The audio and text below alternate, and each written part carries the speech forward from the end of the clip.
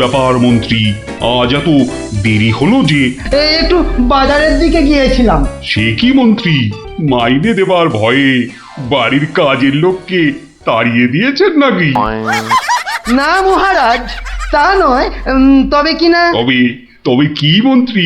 আসলে মহারাজ, গিন্নি কদিন যাবৎ বড্ড ইলিশ ইলিশ করছিল, তাই আমি নিজে গিয়ে তা বলবো কি মহারাজ, ইয়া বড় বড় ইলিশ ধরা পড়েছে। ধরা পড়েছে? বলেন কি মন্ত্রী? ইলিশা চোর না ডাকাত যে ধরা পড়বে? আগে ধরা পড়েছে মানে জেলেদের জালে উঠেছে। ভাই বলুন। সত্যি মহারাজ, এমন ইলিশ আমি বাপির জন্মে দেখিনি।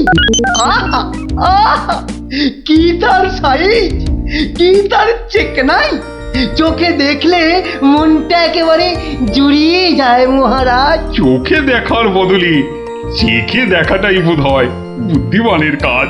যাক, তা মন্ত্রী মশাই, আপনি কি আবার মন্ত্রিত্ব ছেড়ে ইলিশ মাছের ব্যবসা শুরু করবেন নাকি?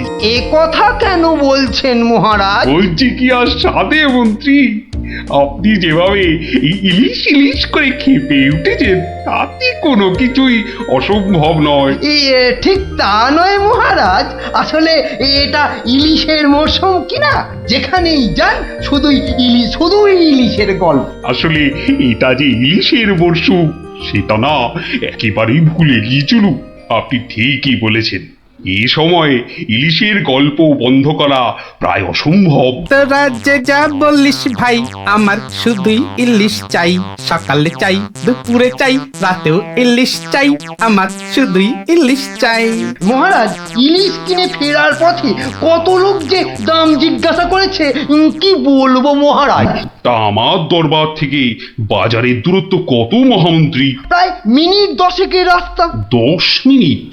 আচ্ছা গোপাল, ইলিশ হাতে এই 10 মিনিটের পথ কি তুমি আসতে পারবে, যাতে কেউ দাম জানতে না চায়? মহারাজ, এটা এমন কি কঠিন কাজ মহারাজ? বেশ বেশ, তুমি যদি বাজার থেকে একটা এই বড় সড়ো ইলিশ মাছ হাতে নিয়ে প্রকাশ্য রাজপথ দিয়ে আমার দরবারে উপস্থিত হতে পারো, এবং যদি কেউ তোমাকে ইলিশ মাছের দাম জিজ্ঞাসা না করে, তাহলে তাহলে তোমাকে আমি 500 টাকা পুরস্কার দেব। কি তুমি রাজি তো? আমি রাজি মহারাজ। কিন্তু ভুল করেও কেউ যদি ইলিশের দাম জিজ্ঞাসা করে, তাহলে কিন্তু বুঝতেই পারছো, তোমার ওই 500 টাকা জরিমানা দিতে হবে। আর এটাই আমার শর্ত। আপনার শর্ত শিরোধার্য মহারাজ। আজ নির্ঘাত তুমি ঠকবে গোপাল, নির্ঘাত ঠকবে। পুরস্কার পাওয়া তো দূরের কথা, তুমি বরং জরিমানার 500 টাকা ট্যাঁকে গুজে মাছ কিনতে যাও। সে দেখা যাবে মন্ত্রী মশাই। তাহলে আমাকে মাছের দামটা দিন মহারাজ। ধন্যবাদ। এবার আমাকে তবে আসতে আজ্ঞা দিন মহারাজ। ঠিক আছে গোপাল, তাহলে শুভস্য শীঘ্রম, তুমি এখনই রওনা হয়ে যাও। আজ্ঞে মহারাজ, এই গেলুম আর এই এলুম। তোরা যে যা বললিস ভাই, আমার শুধুই ইলিশ চাই। সকালে চাই, দুপুরে চাই, রাতেও ইলিশ চাই। আমার শুধুই ইলিশ চাই। মন্ত্রী, বলতে আজ্ঞা হোক মহারাজ। আপনি আপনার বিশ্বস্ত কোনো লোককে পাঠান যে গোপালকে অনুসরণ করবে আর রাজপথে যা যা ঘটেছে তার বর্ণনা দেবে। কিন্তু সাবধান, গোপাল যেন ঘুণাক্ষরেও কিছু টের না পায়। আপনি নিশ্চিন্তে থাকুন মহারাজ, আমি আমার সবচেয়ে বিশ্বস্ত অনুচরকে পাঠাচ্ছি। ফিরে এসে ও সবিস্তারে আপনাকে সব জানাবে। বেটা ভাঁড়ের সব জারি জুরি আজই খতম হবে। ঠিক আছে, আমি তাহলে এখন একটু বিশ্রামে যাচ্ছি, আপনারাও আসুন।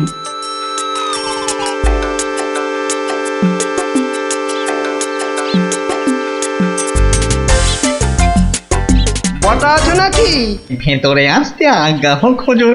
তার দরকার নেই, তোমাকে একটা গুরুত্বপূর্ণ কাজের দায়িত্ব দিতে এসেছি বটা। কাজটা করা চাই কিন্তু।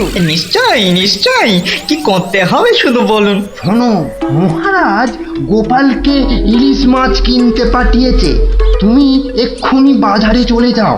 গোপাল মাছ নিয়ে ফেরার সময় যেভাবেই হোক মাছের দামটা জেনে নিতে হবে, বুঝেছো? কিন্তু সাবধান, আমি যে তোমাকে পাঠিয়েছি সে কথা ঘুণা করেও যেন কেউ জানতে না পারে। আপনি নিশ্চিন্তে থাকুন মন্ত্রী মশাই। ঠিক আছে ঠিক আছে, তুমি রওনা দাও, রাজসভায় দেখা হবে, কেমন? হ্যাঁ, কি গো, পাগল টাগল হয়ে গেলে নাকি? এইসব ছাই বর্ষ মাগতেছে বড়। ও গো, আমার কি হলো গো? ওনাকে বোধহয় তেনারা ভর করেছে। ও গো, কি হলো গো? রাম রাম রাম রাম রাম রাম রাম রাম রাম রাম রাম রাম রাম রাম রাম রাম রাম। ও গো, তুমি মরা কান্না থামাবে গিন্নি? থামবো কি গো? তেনারা তোমাকে ধরলেন আর আমি ও মা গো। ধুর তেরি ছাই। আরে বাবা, ইলিশ মাছ কিনতে যাচ্ছে কিনা, তাই তাই এসব ছাই বর্ষ মাগছো? হাতে কড়কড়ে 500 টাকা এনে দিলে বুঝবে এই সাজের কি মহিমা। যাক, এখন আমি তৈরি, এবার চলি গিন্নি, টাটা।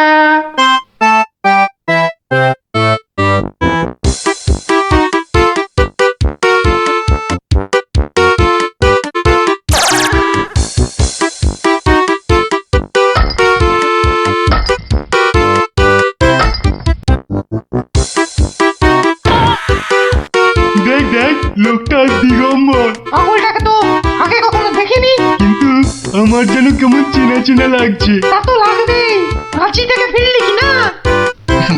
আহা আহা আহা, ইলিশ মাছ দেখছি, তা কত। ধরেছি জাহাপনা, আসল অপরাধীকে পাকড়াও করেছি।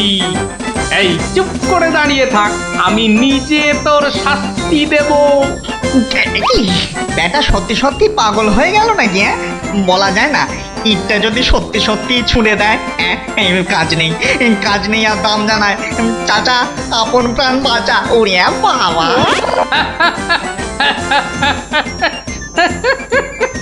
বেটা, ঘুঘু দেখেছো? ঘুঘুর ফাঁদ দেখনি? এই নির্ঘাত মন্ত্রী মশাইয়ের কাজ। না হলে আগ বাড়িয়ে কেন বলতে যাবে?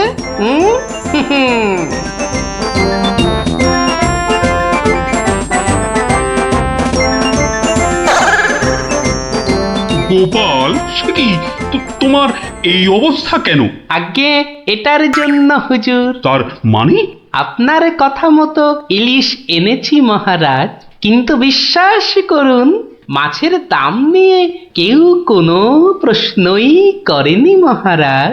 বটি, মন্ত্রী, আপনার অনুচরদের ডাকুন। আমি হাজির মহারাজ। তুমি দেখেছো গোপালকে ইলিশের দাম নিয়ে কেউ কিচ্ছু বলেনি? হ্যাঁ মহারাজ, দেখেছি, কিন্তু কিন্তু কি? মানে গোপাল ভাঁড় পাগল হয়ে গেছে। কি? আজ্ঞে মহারাজ, পাগল না সাজলে মন্ত্রী মশাই আজ যে জিতে যেতেন। তার মানে?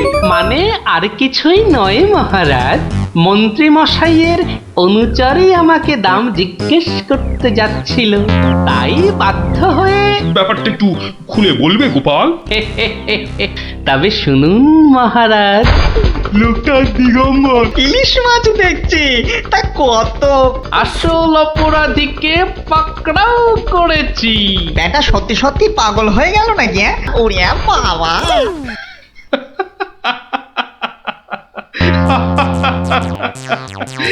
কি মন্ত্রী মশাই, গোপালের সঙ্গে আর লাগবে?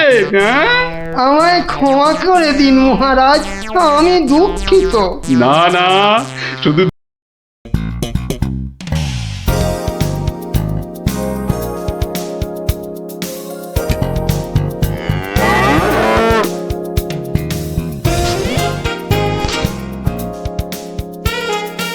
দিদি, এই দিদি, গোপাল দাদু, চল তাড়াতাড়ি।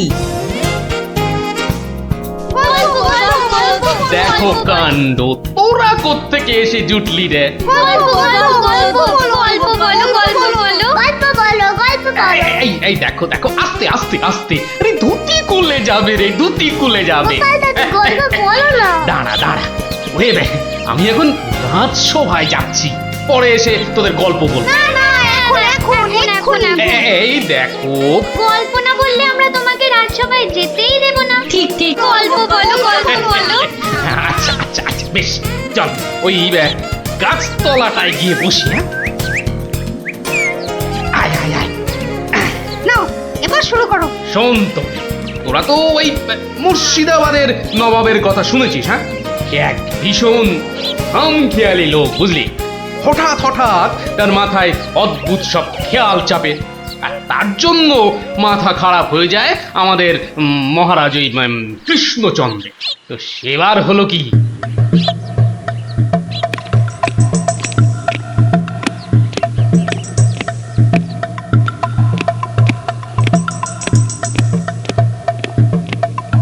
অনেক দিন হয়ে গেল এক জায়গায় একটানা বসে আছি।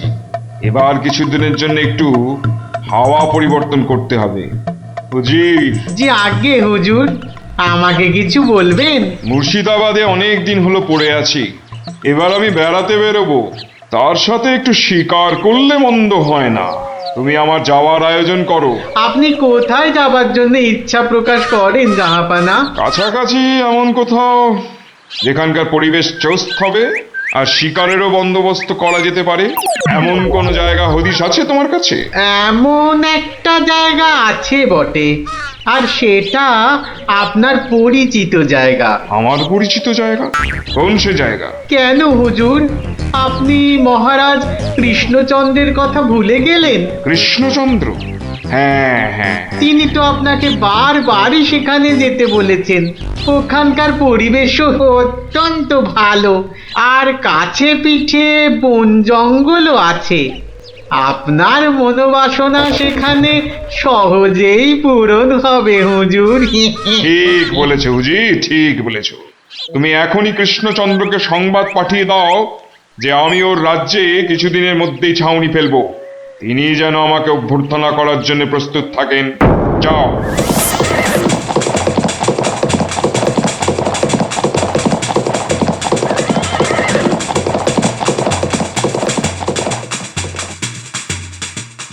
বন্ধুগণ, আজকে আমার কাছে একটা বড়ই গুরুত্বপূর্ণ খবর আছে। আর কয়েকদিনের মধ্যেই মুর্শিদাবাদের নবাব বায়ু পরিবর্তন করতে আমাদের রাজ্যে আসছেন। নবাব? মুর্শিদাবাদের নবাব? প্রচন্ড খেয়ালি মানুষ, কখন যে হঠাৎ করে কি চেয়ে বসবেন কিছুরই ঠিক নেই। আমাদের খুব সাবধানে ওনার যত্ন করতে হবে কিন্তু। হ্যাঁ, তাছাড়া উনি রাজসভায় আসবেন না, রাজধানীর উত্তর দিকে যে বিশাল অরণ্য আছে তার পাশে ছাউনি ফেলবেন, আর শিকারও করবেন। নবাবের আরাম বিরামের যাতে কোনো ত্রুটি না হয় সেজন্য আমরা সবাই সজাগ থাকব। আমি নিজে সব ব্যবস্থার তদারকি করব। আমোদ প্রমোদ, ভালো ভালো খাবার, সব কিছুর ব্যবস্থা রাখতে হবে। মহারাজ, খাবারের কথাই যখন উঠলো তখন একটা কথা জিজ্ঞাসা না করে পারছি না। ওহ, আবার কি কথা? বলে ফেলো, বলে ফেলো। মহারাজ, নবাব সাধারণত গোমাংসই খুবই পছন্দ করেন, কিন্তু এটা তো হিন্দু রাজ্য, এখানে গোমাংস তো পাওয়াও যাবে না। কিন্তু নবাব যদি জেদ ধরেন। খুবই গুরুত্বপূর্ণ প্রশ্ন করেছো মন্ত্রী। সেক্ষেত্রে আমাদের নবাবকে উত্তম রূপে খাসি আর মোরগের মাংস খাইয়ে মন ভরাতে হবে। এছাড়া আর উপায় কি? হ্যাঁ, আর তাতেও উপায় না হলে হাতের কাছেই তো আছে আমাদের কৃষ্ণনগরের বিখ্যাত সরপুরিয়া রাজভোগ। এর স্বাদে আর গন্ধে নবাব গোমাংসের কথা ভুলেই যাবে। ঠিক বলেছো গোপাল, নবাবের এমন খাতিরদারি করতে হবে যাতে সাপও মরে আর লাঠিও না ভাঙে। তাহলে আপনারা এবার তৈরি হয়ে নিন, আজ থেকেই কাজে লেগে পড়ুন, আর একদম সময় নষ্ট নয়।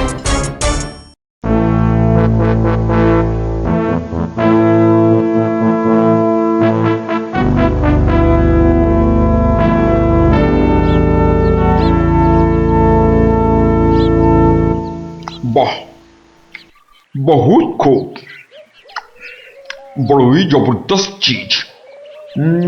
কি নাম বললেন এই খাবারের? আগে হুজুর সরপুরিয়া, আমাদের রাজ্যের সব থেকে জনপ্রিয় মিষ্টি। তা আমাদের বাবুর্চিকে শিখিয়ে দিলে সে এরকম জবরদস্ত জিনিস নিশ্চয়ই পাকাতে পারবে। নিশ্চয়ই জাহাপনা। তাছাড়া মোগলাই খানার সাথে সরপুরিয়া বেশ ভালোই লাগবে বোধহয়। ভালোই লাগবে।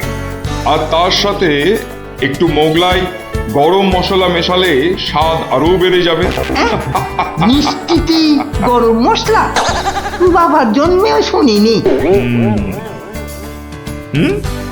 কিছু কি আপনি বলতে চাইছেন? না না না না না না, মানে আপনার ভাবনা খুবই ভালো হুজুর।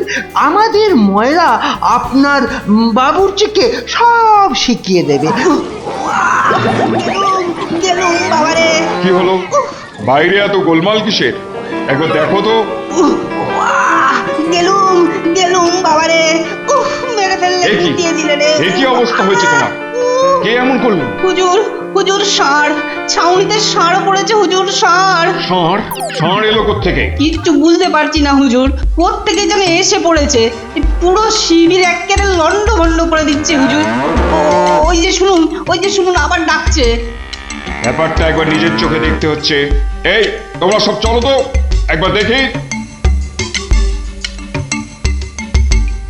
কোথায় কোথায় সেই বেয়াদব? আজকে আমি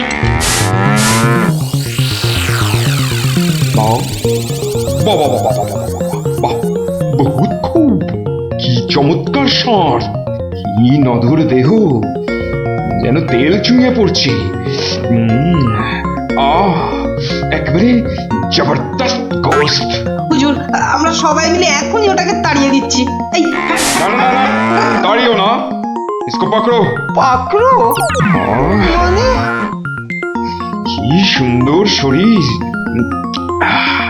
চমৎকার মাংস হবে। বেটাকে ভালো করে ধর, আর শুনে রাখ, কাল এই ষাঁড়টাকেই জবাই করে আমার খানা পাকানো হবে।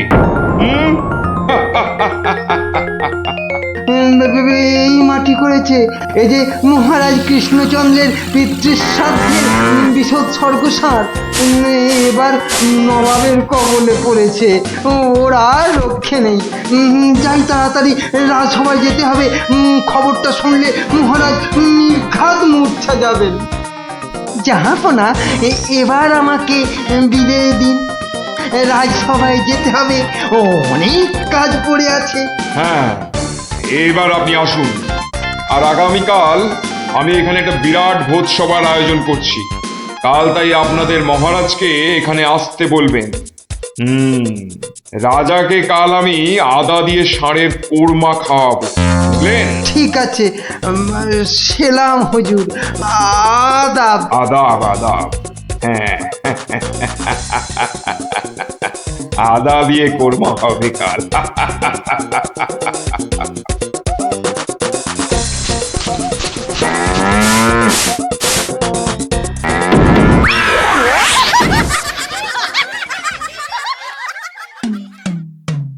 একই কথা শোনালে মহামন্ত্রী, এ আমি কি চরম ধর্ম সংকটে পড়লাম। আমার পিতা শ্রাদ্ধে উৎসর্গ করে ষাঁড়টাকে ধর্মের নামে ছেড়ে দিয়েছিলাম।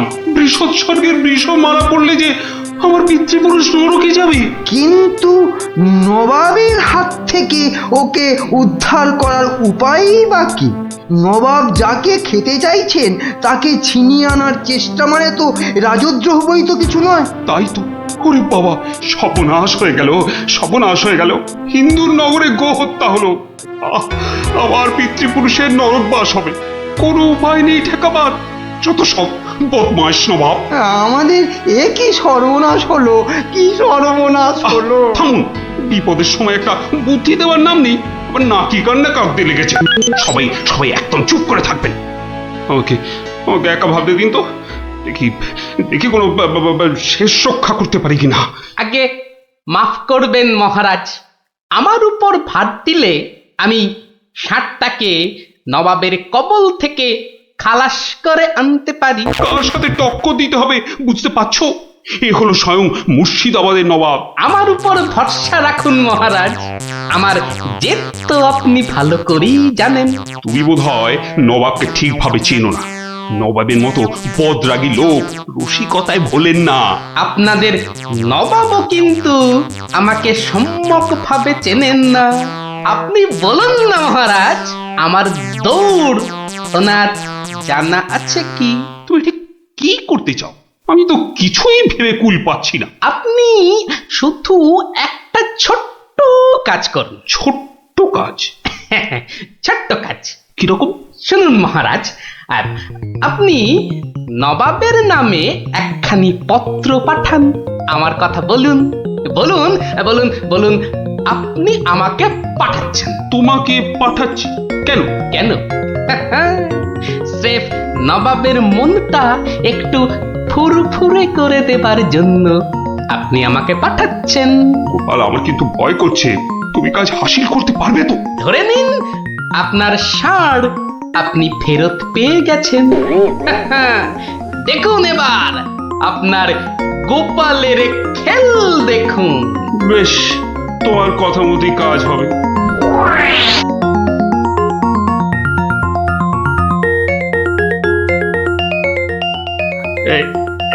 এই আমি চিঠি লিখে দিচ্ছি। প্রণাম মহারাজ, এই চললাম আমি ষাঁড় উদ্ধার অভিযানে।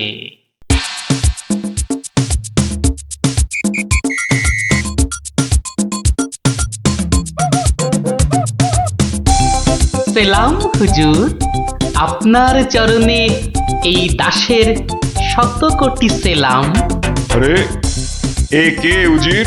জাহাপানা, এ হলো গোপাল ভাঁড়, মহারাজ কৃষ্ণচন্দ্রের সভার একজন রসিক লোক।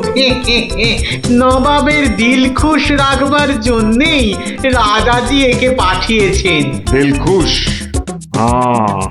বেশ বেশ। গোপাল, তোমার নাম আমি শুনেছি বটে।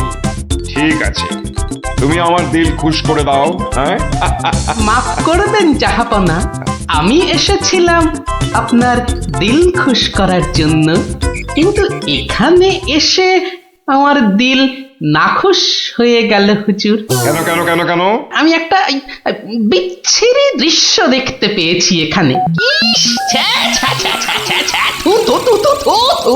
কি দৃশ্য তুমি দেখলে যে এত নফরত? হুজুর, ওই নোংরা সাপটা কেন আপনার পবিত্র শিবিরে বেঁধে রেখেছেন জাহাপনা? নোংরা বলছো কেন? বেশ তাগড়াই আছে, ভালো গোস্ত হবে। হ্যাঁ হুজুর, খেয়ে ফেলুন, খেয়ে ফেলুন, যত তাড়াতাড়ি পারেন সাপটাকে খেয়ে ফেলুন। তুমি হিন্দু হয়ে ষাঁড় খাওয়ার কথা বলছো? হুজুর, ওই সাপটা বড়ই নোংরা। ও যা উৎপাত করে, গোটা দেশের লোক ওর জ্বালায় একেবারে অস্থির হয়ে যায় হুজুর। কে উৎপাত করে? গুটিয়ে দেয়? না হুজুর, তাহলে তো ল্যাটা চুকেই যেত। কিন্তু ওই সার যা করে, এই ও আমি মুখে আনতে পারবো না হুজুর। রামো রামো ওয়াক ওয়াক, থু থু থু। আরে বলেই ফেলো না, কি কাজ করে? কি আর বলবো জাহাপনা, ওর জ্বালায় মাঠে কারোর বড় বাইরে করার উপায় নেই। কেন কেন কেন? কেন বলবো? বলেই ফেলি। হ্যাঁ, মানে ও মল ভিন্ন, মানে ওই ওই নোংরা ভিন্ন আর কি। আর কিছুই খায় না, মানে ওই গু খেকো সাপ। গু খেকো ষাঁড়? হুজুর, সাপটা ওই গুয়ের লোভেই মাঠে মাঠে ঘোরে। কোনো লোককে মাঠে বসতে দেখলেই হলো তাকে গুটিয়ে একেবারে তুলে দিয়ে তার ময়লাটা খেয়ে ফেলে। ছি ছি ছি, ছ্যা, ছ্যা, ছ্যা, ছ্যা, ছ্যা। হ্যাঁ জাহাপনা, ওকে আপনি ওই যত তাড়াতাড়ি খেয়ে ফেলুন। হ্যাঁ, ওকে আপনি যত তাড়াতাড়ি খাবেন ততই আমাদের মঙ্গল। এই দেশের লোক নিশ্চিন্ত হয়ে মাঠে বসুক। তবা তবা তবা তবা, এই ষাঁড়ের মাংস আমি খেতে চেয়েছিলাম। আপনি কি অসুস্থ বোধ করছেন জাহাপনা? না না না না না, মানে ঠিক আছে ঠিক আছে। এই এই এই ষাঁড়টাকে এক্ষুনি বিদায় কর। হুজুর, ষাঁড়টার শরীর স্বাস্থ্য ভালোই, বেশ এই উপাদেয় মাংস হতো হুজুর। না হয় একটু ওই মলি খায় আর কি। না না না না, ওকে দূর করো, দূর করো। আর উজি, এক্ষুনি আমার মুর্শিদাবাদ ফেরার ব্যবস্থা করো, এক্ষুনি এক্ষুনি। জো হুকুম জাহাপানা। হুজুরের যেমন মরছি। আমি আসছি হুজুর, আদাব। হাট হাট, ওর দড়ি খুলে দে, যা যা যা যা।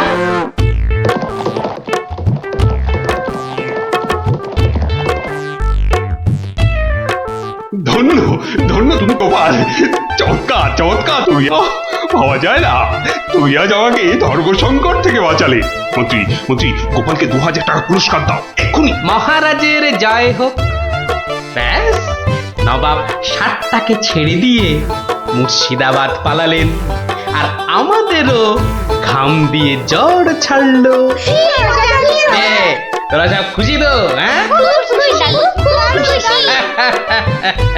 এবার তাহলে আমি রাজসভায় যাই।